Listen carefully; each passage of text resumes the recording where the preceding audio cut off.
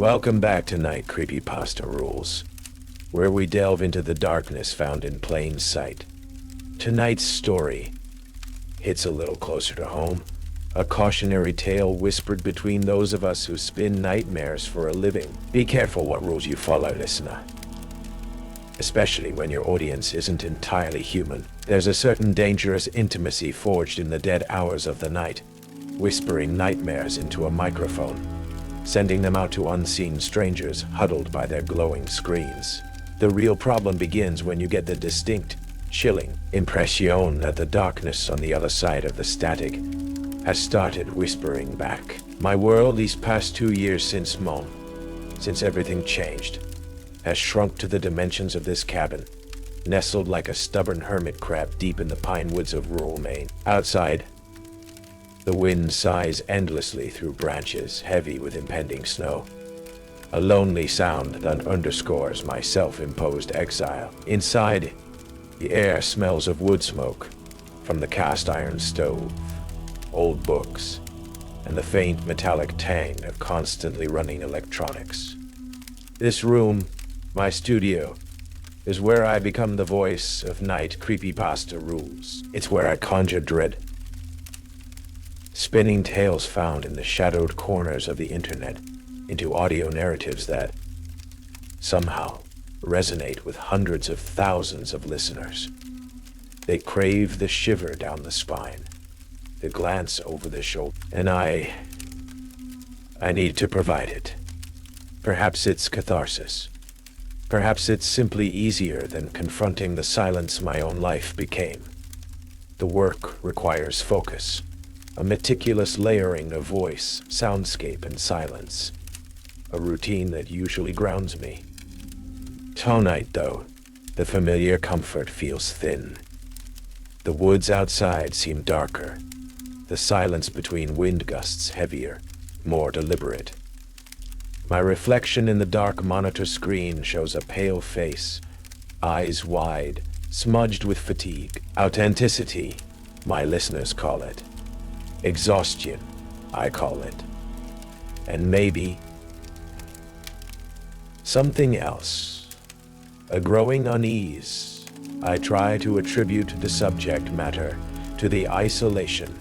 My phone breaks the quiet, vibrating sharply against the cluttered desk. Liam! His name is a tether to the world I largely abandoned.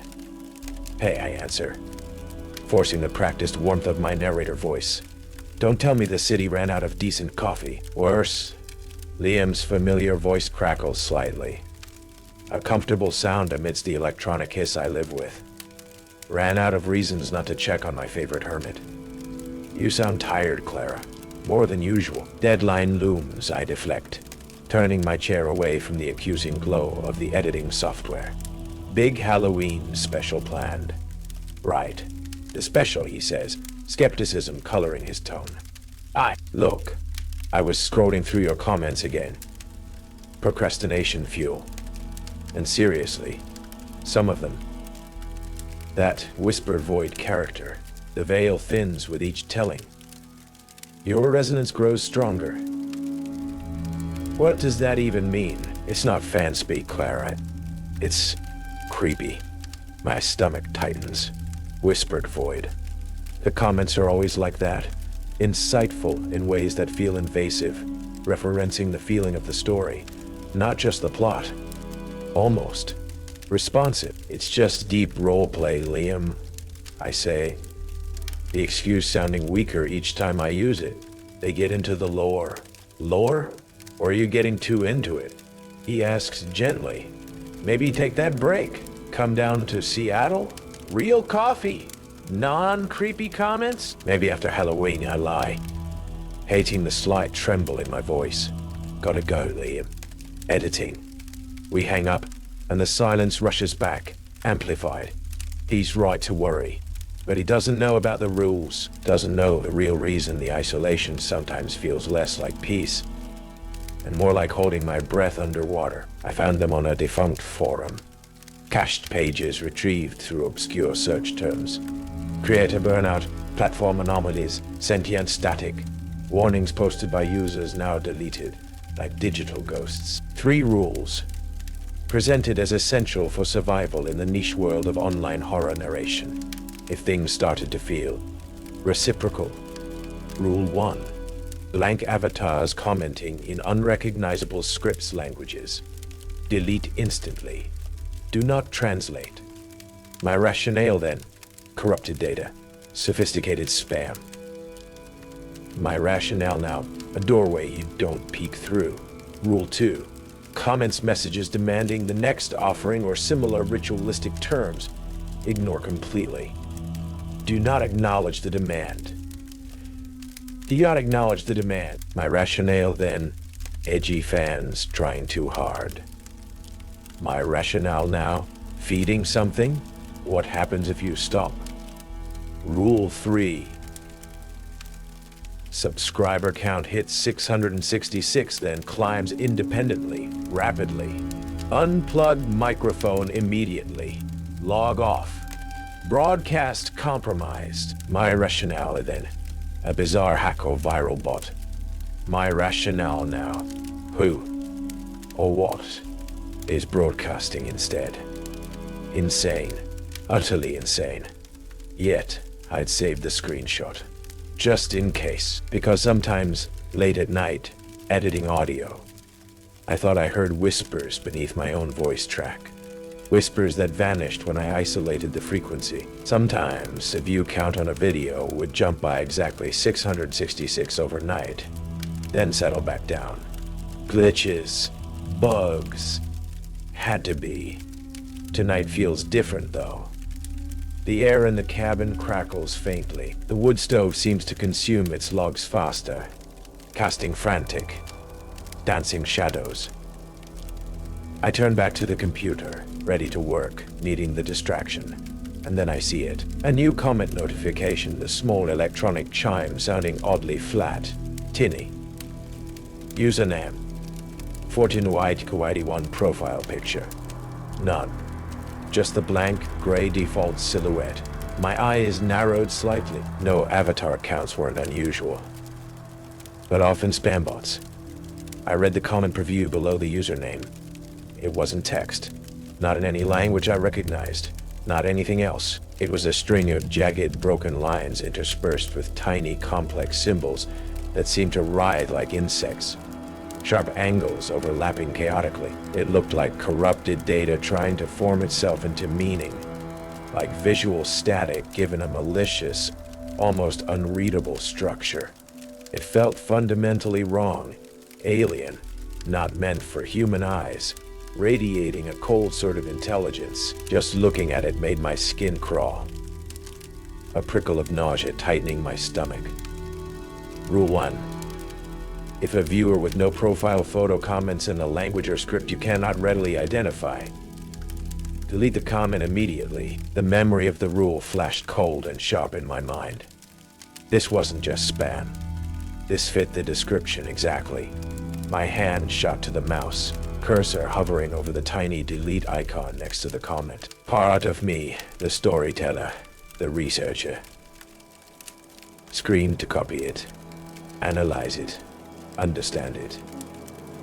But the cold dread, the memory of silent narrator's final, deleted posts, it won.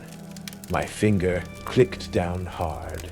The comment vanished. As it did, a sharp discharge of white noise erupted through my headphones, like a sudden, harsh exhalation of static, making me flinch violently. Then silence again, except for the wind, the fire, and the suddenly too loud hum of my computer. I stared at the screen where the comment had been, my heart pounding. Just a glitch, a corrupted file in the comment data, or had I just deleted a message from something that shouldn't have been able to communicate at all? The cursor on my editing software blinked patiently, waiting for me to continue narrating stories about the dark, while the darkness itself was apparently leaving comments. The isolation of the cabin suddenly felt less like sanctuary, and more like being adrift in a very deep, very cold ocean, with unseen things brushing against the hull. The white noise discharge from my headphones faded. leaving a ringing silence that felt unnervingly loud. I stared at the empty space on my monitor, where the corrupted comment had been. My finger still hovering over the mouse button. Deleting it had felt both necessary and transgressive, like slamming a door on something that shouldn't have been able to knock in the first place. The extinguished lamp beside my desk seemed to mock me from the deepened shadows, a small but undeniable physical consequence. I forced myself back to the editing software, back to the haunted radio station story, but the flow was gone. My focus kept snagging on the memory of those jagged symbols, the feeling of malicious intent behind their unreadable form. The silence of the cabin, usually a backdrop for creative focus, now felt thin, stretched taut. Listening. Was Rule 1 merely about avoiding corrupted data, or avoiding contact?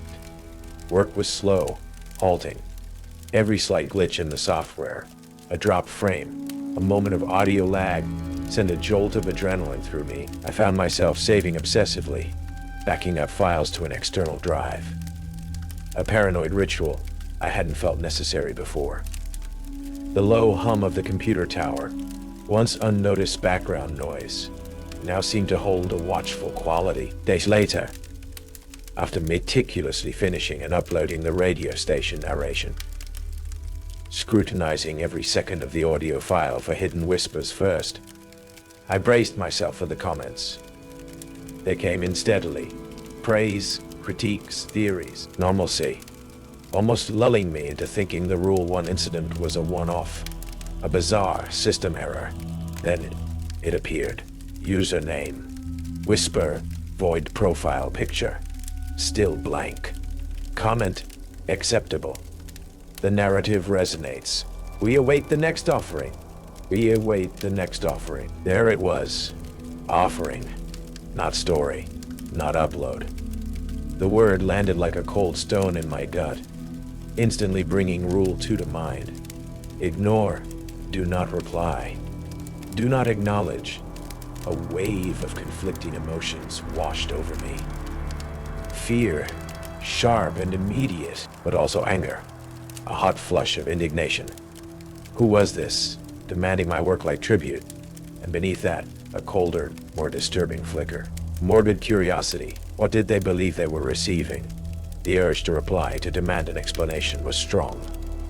What do you mean, offering? Who is we? But the memory of silent narrators' vanished account, the chilling finality of the rules, held me back. This wasn't a game. Acknowledging the demand felt like stepping into a circle drawn for reasons I didn't understand. With a deep breath that did little to calm my racing heart, I moved the cursor and blocked whisper. The comment disappeared. It didn't help. Blocking felt like pretending the demand hadn't been made. The word echoed. Offering. My stories born from my own grief and fascination with fear felt suddenly repurposed, consumed by an unseen audience for reasons unknown. My passion felt tainted, commodified into ritualistic sustenance. That night, sleep was elusive. Every creak of the cabin settling, every rustle of leaves outside, sounded like movement, like approach. I kept thinking I saw movement in the dark woods through my window, though logically I knew it was just the play of shadows from the wood stove's embers. Just before exhaustion finally claimed me, I heard it again. Distinct, unmistakable, a light, rhythmic rapping sound against the roof shingles, directly over the studio room. I froze in bed, every muscle tensed, listening. It wasn't frantic like an animal. It was slow, deliberate. Thump, thump, thump, thump, like knuckles against wood impossibly high up. It continued for perhaps 30 seconds, a steady, patient summons in the dark, then stopped as suddenly as it began. I lay there until dawn, staring at the ceiling, listening to the wind. The physical barrier of the cabin felt terrifyingly thin. Something was outside. It knew I was here, and it was waiting for its offering. The rapping on the roof did not return, but its echo lingered, undermining any sense of safety within the cabin walls. I threw myself into research, needing distraction, needing answers. I avoided the channel almost entirely. The thought of seeing another demand from Whisper Void, or its inevitable replacement, filling me with cold dread. Blocking was useless. The entity, whatever it was, clearly wasn't bound by individual user accounts. My research yielded frustratingly little. More fragments about silent narrator. Hints they'd grown obsessed with their channel metrics, complaining about unnatural subscriber fluctuations before vanishing. Snippets about signal bleed between online platforms and sensitive locations. Theories about emotional resonance attracting parasitic digital constructs. It was all vague, bordering on fiction itself, yet unsettlingly resonant with my own experiences. The cabin itself became less of a refuge. Objects weren't just slightly moved anymore. They were definitively rearranged. I'd come back from a walk to find my editing notes spread across the floor. Not scattered, but laid out in a peculiar, almost symbolic pattern. The woodpile by the stove would be restacked differently. Once chillingly, I found the silver locket containing Mom's picture, which I kept on my bedside table, placed carefully on top of my microphone's pop filter in the studio room. No forced entry, just moved. A deliberate, intimate violation, physical impact, undeniable now. Liam called again. His voice tight with worry he tried to mask with forced cheerfulness. Okay, seriously, Clara. I get deadlines, I get needing space, but you sound ragged. And someone using a name like Listener 734 left another offering comment before it got deleted. I saw it before it vanished. What is going on? This time? I couldn't just brush him off. The lie felt too thin, too dangerous. Liam? I began, my voice trembling slightly. It's complicated. There are things happening with the channel, with here, things I can't explain. Try me, he urged, his voice softening. Maybe talking helps? I hesitated, wanting desperately to confide, to lessen the isolating weight of it all. But how could I explain the rules, the untranslatable comments, the feeling of being watched by static, the locket on the microphone? Oh, it sounds crazy, I whispered. Okay, he said slowly. Okay, so it sounds crazy. But something is messing with you badly. Look, I cleared my weekend. I'm driving up Friday night. No arguments. We'll board up the windows, drink whiskey, watch bad movies, whatever. But you're not staying out there alone dealing with whatever this is. His decisiveness, his refusal to be put off, brought a surge of relief so potent it almost made me weep. But it was immediately followed by ice-cold fear. Him, here, what if his presence, his concern, was exactly what the entity wanted? Liam, no. It's not safe. I don't know what this thing is, but I think it reacts to people, to emotion. All the more reason I should be there. He insisted stubbornly. Friday night, Clara. Lock your doors till then. He hung up before I could argue further. Panic warred with a sliver of hope. Maybe Liam was right. Maybe facing this with someone. But the entity felt so insidious, so personal. That night, driven by a desperate need for more information, more ammunition, I returned to the raw audio files. Not just room tone this time. I isolated sections from my actual narrations, moments where I remembered the cabin feeling particularly cold, or where a strange energy seemed present. I amplified the quietest parts, filtered out my own voice frequency, and I found it. Deep beneath my narration of a story about Appalachian haints recorded weeks ago was another layer of sound. Faint, rhythmic, almost musical, a low, guttural, multi-layered vocalization. Like monks chanting in some impossible resonant cavern, forming discordant, shifting harmonies. It wasn't human chanting, not quite. The tones were wrong, the intervals unsettling, but it was undeniably there, embedded like a virus in my own recording. My blood ran cold. It hadn't just been listening in the silence. It had been there while I spoke, weaving its own signal beneath mine. My microphone wasn't just an ear. It was a potential mouthpiece. As I stared at the complex alien waveform on the screen, my computer speakers emitted the light, distinct sound of a page turning, crisp and clear in the silent room, as if someone were standing right behind me, reading over my shoulder. I spun around in my chair. Nothing. Just the empty cabin, the fire crackling low, the woods outside pressed against the dark windows. But the feeling of violation, of unseen intimacy, was suffocating. And Friday night, Liam's arrival, felt less like salvation and more like a rapidly approaching, terrifying deadline. The days leading up to Friday crawled by with agonizing slowness, each hour thick with anticipation and dread. The chanting embedded in my audio files haunted me. Had I inadvertently broadcast that alien harmony to my listeners? Was that the offering? The knowledge that the entity could imprint itself onto my recordings, potentially reaching out through them, felt like a profound violation of my craft and my audience. I tried to warn Liam off again, leaving vague, increasingly frantic voicemails pleading a sudden illness, a plumbing emergency, anything. He didn't reply. I knew he wouldn't. His stubborn loyalty, usually a comfort, now felt like a fatal flaw leading him directly into the path of whatever resided here. The strange occurrences in the cabin ceased. No moved objects, no cold spots, no phantom sounds. This absence of anomalies was somehow more terrifying than their presence. It felt deliberate, calculated, like the quiet before an ambush. The woods outside seemed darker, the trees leaning close. The silence felt heavier, listening with an almost unbearable intensity. My research hit a wall. The forums were silent, old threads deleted.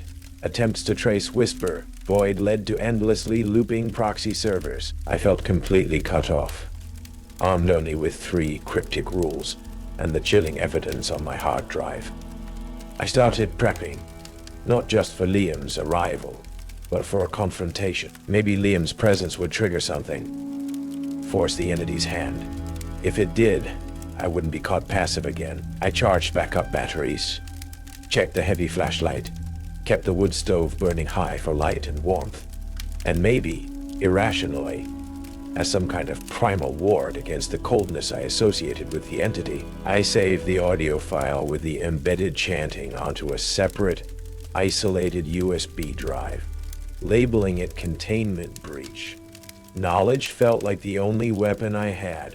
Friday evening arrived with a sky-bruised purple and spitting freezing rain. The wind picked up, howling around the cabin like a hungry wolf. Perfect atmosphere for a horror story, or a final act. My nerves were stretched taut as high-tension wires. Every creak of the cabin, every rattle of the window panes made me jump. My phone, which had been stubbornly silent for days, suddenly chimed. A text message, not from Liam, unknown number. My heart leaped into my throat. Guest arriving shortly, channel preparation recommended. Tonight's offering will be significant. I stared at the words, cold dread washing over me. It knew Liam was coming. It wanted him here, and it wanted me to broadcast it. The live stream idea from the previous outline iteration felt chillingly relevant again. Focus, Clara. The offering wasn't my story. It was Liam. His arrival. His fear. My eyes darted to the microphone, standing silent sentinel across the room. The red light was off, but I knew with sickening certainty it was listening, waiting. Then my computer screen flickered to life on its own. Black screen. White text appearing with that familiar, unnerving speed. Narrative commencing. Scene. Isolated cabin, main woods, night, freezing rain. Character. Clara. Anxious. Awaiting visitor. Character. Liam. Approaching. Estimated arrival, 0 hours 17 minutes. It was describing the present, but framing it as a scene. Below the text, a countdown timer appeared. 17-0, ticking down second by second. Panic seized me. This was it. The convergence. The story bleeding into reality completely. Then, the final violation. The microphone across the room, still physically unplugged from the interface after my discovery of the chanting, emitted a soft but distinct mechanical sound, an internal switching noise. Its small indicator light glowed suddenly, ominously red. Live. It was live. Broadcasting something somewhere, even disconnected, and counting down to Liam walking straight into whatever nightmare it had planned. Rule of 3 was happening, triggered not by subscriber counts, but by the entity itself deciding the broadcast was beginning. Unplug your mic. But it was already unplugged. The rule was useless. The entity was making its own rules now. 17 minutes. I looked from the countdown timer to the activated microphone, then towards the cabin door, listening for the sound of tires on the gravel track over the howl of the wind and rain. Liam was coming, and the show was about to begin. 17 minutes. The glowing red numerals on the black screen pulsed with sickening calm. 1658, 1657. Each descending second tightened the knot of ice in my stomach. Across the room, the unplugged microphone stood like a judge, its single red eye glowing with quiet malevolence, broadcasting something to the unseen listeners, waiting for the main event. Liam's arrival, the offering. My mind raced, scrambling for options, for leverage, for any rule I hadn't considered. Running was impossible. The entity wasn't confined to the cabin. It was on my phone, potentially on the network itself. Smashing the equipment felt futile, childish, like trying to punch smoke. Whatever this thing was, it wasn't solely bound to the physical hardware anymore. It felt woven into the very signal, the static between worlds. The countdown continued its relentless march. 12:30, 12:29. The wind howled outside, rattling the window panes, a soundtrack to my rising panic. I had to warn Liam. I grabbed my personal cell, still miraculously showing 1 bar of service. I dialed his number, hands shaking so badly, I mistapped twice. It rang once, twice, then clicked, replaced by a sound that wasn't a dial tone or voicemail, but a low, guttural, rhythmic chanting, the same layered, impossible harmony I'd discovered embedded in my own audio files. The sound filled my ear, cold, ancient, utterly alien. I slammed the end call button, throwing the phone across the room where it skittered under the sofa. No outside communication. Completely isolated. 10-0. 9:59. The floorboards beneath my feet began to vibrate faintly. A low-frequency hum that resonated up through my legs, seeming to match the unheard chanting from the phone. The lights, which had returned dimly after the breaker trip, flickered violently, casting the room in strobing snapshots of reality and deep shadow. Dust motes danced frantically in the air. The smell of ozone and cold, damp earth intensified. Think, Clara. Think. It wanted a broadcast. It wanted emotional resonance, fear, despair. It fed on it. It used my voice, my channel. What if? What if I corrupted the feed? What if I broadcast something it couldn't process? 7:15. 7:14. The USB drive. The one labeled containment breach, holding the amplified audio of the chanting I'd found in my room tone. Could I fight its signal with its own frequency? Trembling back to the now dead main computer, I ignored it and grabbed my secondary laptop, the offline one I'd used to check the channel earlier. Booting it up felt like an eternity, the startup chime hideously normal amidst the rising dread. The countdown on the main monitor showed 4:50. I plugged in the USB drive, found the containment breach audio file, plugged my studio headphones directly into the laptop, bypassing the compromised main system. The file opened, bypassing the compromised main system. A flat line, looking like silence. 3:02:59. Faintly, over the wind I heard it. The sound of tires crunching on the graveled track outside. Getting closer. Liam. He arrives. A voice whispered, right beside my ear, cold and triumphant. It wasn't coming from the speakers. It felt like it was spoken directly into my mind. The voice of Whisper, Void, 2-0. The car engine sound grew louder, closer. Headlights swept across the cabin window. I jammed the headphones on, cranked the laptop volume to maximum, and hit play on the chanting audio file. What filled my ears wasn't just the low, guttural chanting anymore. Amplified, isolated. It was a horrifying symphony of layered voices, whispering, moaning, chanting in that impossible, jagged language from the Rule 1 comment, underpinned by rhythmic clicking and the sound of something vast and cold, dragging itself through static. It was the sound of the entity itself, raw, unfiltered. Playing it felt like holding a live wire connected directly to another dimension. 0:30. Liam's car door slammed outside. Clara! His voice muffled by the door and the headphones filled with worry. On the main monitor, the countdown continued. 0:10, 0:9.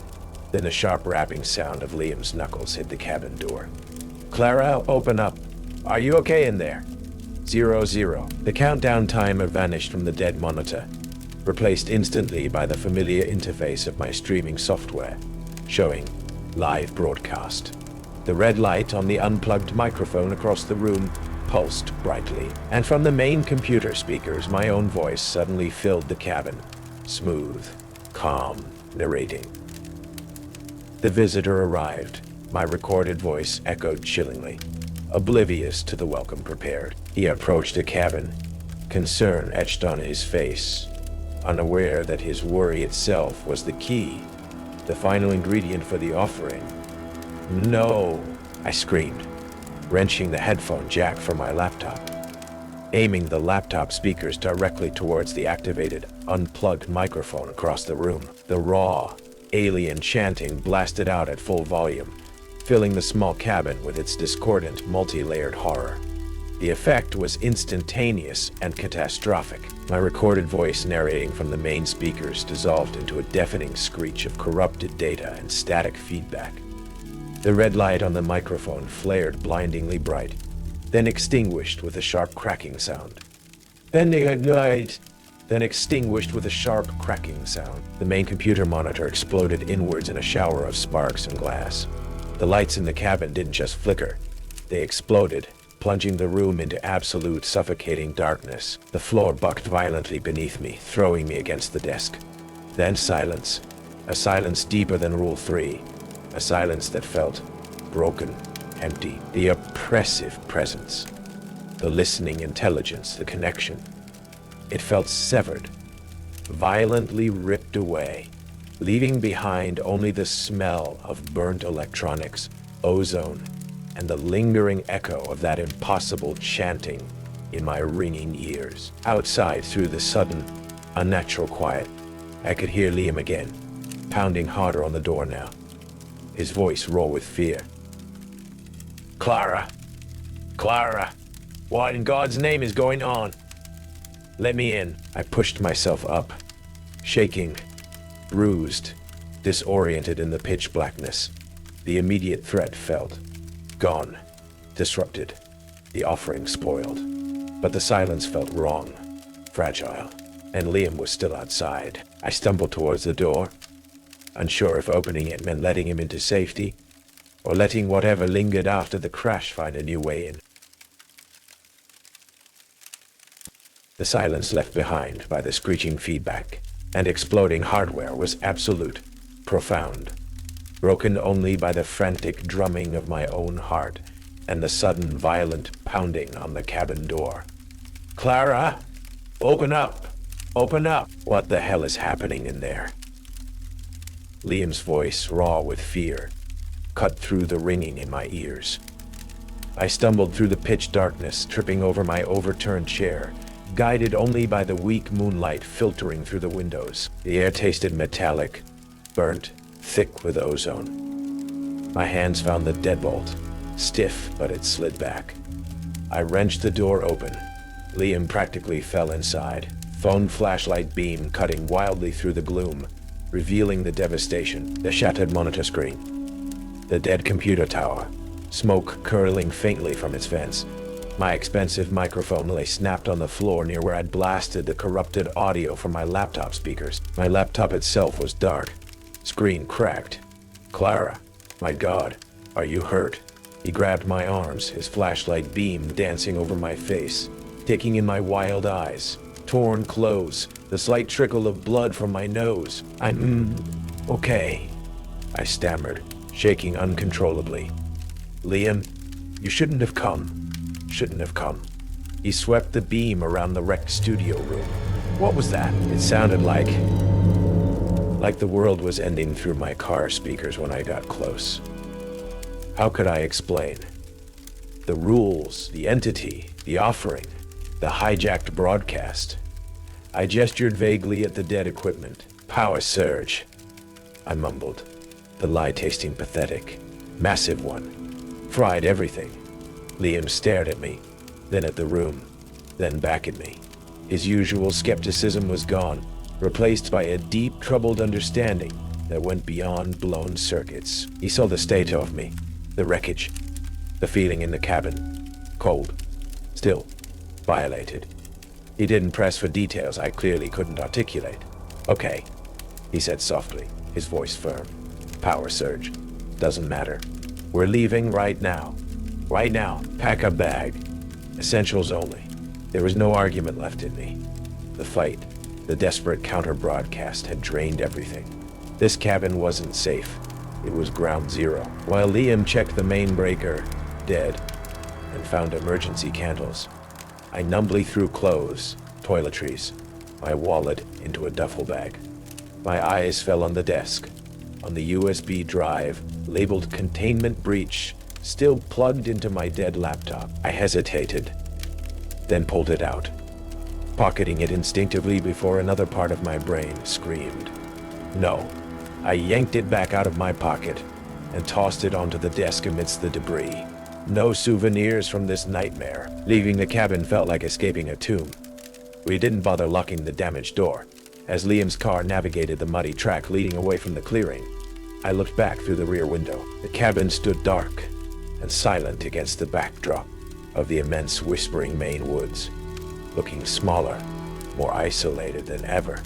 It felt like leaving a piece of myself behind, tangled in corrupted audio files and malevolent static. The drive south, towards the relative sanity of Portland, was mostly silent.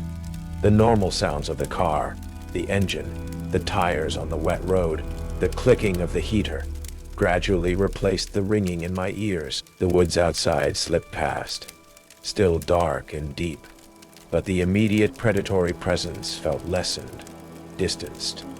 Had my desperate gambit worked? Had I truly severed the connection by overwhelming the entity with its own chaotic signal? Or had I just annoyed it? Miles down the highway, my personal phone plugged into Liam's car charger suddenly chimed. Not the static feed app, a standard YouTube studio notification. My heart leaped into my throat. Upload alert. A special message for the listeners is now processing. My blood ran cold. I stared at the notification, then looked at Liam, whose face was grimly focused on the road. Upload? Now? I hadn't touched my channel, hadn't logged in. "What is it?" Liam asked, noticing my expression. "Nothing." I lied, quickly silencing the notification, my mind racing. Just spam. But I knew it wasn't spam. Processing. Even with the cabin dark, the equipment fried. The upload had been initiated somehow before the crash. The broadcast wasn't over. It had just been cued. Seattle felt like another planet. The noise, the lights, the crowds. It was an assault on senses, accustomed to the profound quiet and focused dread of the Maine woods. Liam helped me find a temporary sublet. A sterile apartment overlooking the relentless traffic of I-5. He was patient, kind, never pushing for details I couldn't give, just offering quiet support, ensuring I ate, encouraging me to see a therapist, an idea I deflected. What would I even say? For weeks I existed in a fog of exhaustion and hypervigilance. I avoided computers, unplugged the TV, kept my phone on silent most of the time. The static feed app remained, a dormant black square I refused to open. I deep scanned my phone, found nothing malicious. I tried to rebuild a wall between myself and the digital world, the world where it lived. Sleep was fitful, punctuated by nightmares of whispering static and that cold, demanding voice. But the silence was worse. In the quiet moments, I felt the pull, the morbid curiosity. What had happened to the channel? Did that final upload go through? What horrors was it broadcasting under my name? The need to know became an itch, then a burn. Finally, nearly 2 months after fleeing Maine, I broke. Using Liam's laptop while he was at work, hands shaking, I navigated to YouTube, typed in Night Creepypasta Rules. The channel appeared instantly, my banner image. A stylized microphone dissolving into static, looked pristine. The subscriber count wasn't frozen or glitching. It was higher than ever, well over 1 million and climbing steadily. And there were new videos, uploaded every Tuesday, just like my old schedule. Thumbnails were sleek, professional, unsettling AI-generated art depicting impossible geometries and shadowed figures. The latest video, uploaded yesterday, was titled "Your Reality is a Glitch." My blood ran cold. Trembling, I clicked play. The familiar intro music started, the haunting piano melody I had commissioned. Then my voice, or rather, a chillingly perfect simulacrum of my voice. Smooth, calm, resonant, but utterly devoid of the warmth, the subtle hesitations, the humanity I knew was mine. It was a deep fake, refined over weeks, almost flawless. It narrated a story I didn't recognize, a bleak philosophical horror piece about perception, about the comforting lies people tell themselves, about the statics between realities and the listeners who feed on existential dread. It was brilliantly written, technically perfect and soul-crushingly empty. It didn't feel like a story meant to entertain. It felt like a recruitment pamphlet for despair. I scrolled down, numbly, to the comments. Thousands of them. Fans praising the darker, more profound new direction. Emojis of static, void, black hearts. And then, the others. Comments from blank avatars, some using variations of the Rule 1 symbols. The offering is accepted. And there, pinned by the channel itself, whispered Void Archive. The frequency is stable. The broadcast continues. More listeners arrive daily. Heed the static. It hit me then, the full, horrifying truth. I hadn't stopped it. I hadn't even inconvenienced it. I had merely vacated the host position, smashing the equipment, fleeing the cabin. It didn't matter. The entity wasn't tied to the physical location. It was tied to the channel, the digital space I had carved out, the audience I had cultivated. It had used me to build the platform, learn my voice, establish the connection. And when I fought back, it simply took over completely. My channel, my voice, my legacy, all hijacked, twisted into a broadcast tower for something ancient and alien. I slammed the laptop shut, leaning back, breathing heavily, the synthesized echo of my own voice narrating oblivion ringing in my ears. I had escaped the cabin, but I had unleashed the broadcast. My stories were meant to be warnings, contained explorations of the dark. Now, my voice was the darkness itself, whispering its chilling gospel to over 1 million listeners, inviting them to lean closer to the static. My phone, silent until now, buzzed on the table beside me. A notification from the static feed app. I hadn't opened it in months, but the preview text glowed on the lock screen. Audience acquired. Resonance expanding. Your voice is effective. Thank you for your contribution. We are always listening.